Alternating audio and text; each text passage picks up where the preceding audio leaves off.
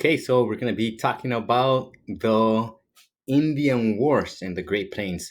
The first one that we're going to be talking about is the Santee Uprising, also known as the Great Sioux Uprising, which takes place right here in Minnesota in 1862. You have that information over here, August 17, 1862. We're going to go back just a little bit to 1851. And what happens is there's Native Americans that are living right here in Minnesota, and more whites are encroaching in their territory.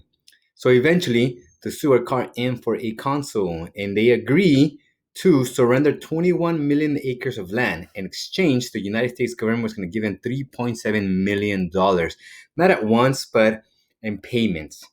The United States government unfortunately proved to be corrupt in its agents. About 80% of the money and the goods that were supposed to go to the Native Americans were kept by U.S. agents, customs, and other officials. So, as time went on, we fast forward 11 years, and the Sioux is 1862.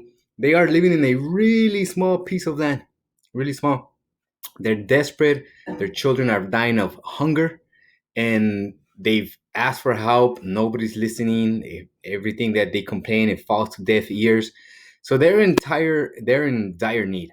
Well, in 1862, they're tired of being ignored, of asking for help.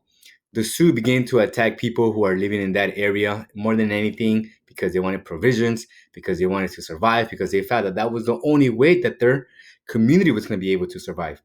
So they launch an attack. They do kill hundreds of people. Eventually, President Abraham Lincoln, who was president this time, sends the U.S. Army. The U.S. Army is able to stop the Sioux uprising right where the little battle icon there is at Fort Wrigley, at Fort Wrigley. And here's the outcome of that. On the next slide, 400 Sioux were tried. They were sent. They took them to court. 400 Sioux were tried. 303 of them were sentenced to die. Eventually, Abraham Lincoln looks at the papers and realizes why some of the Sioux acted the way they did. So he pardons most of them, but 38 of them are hanged.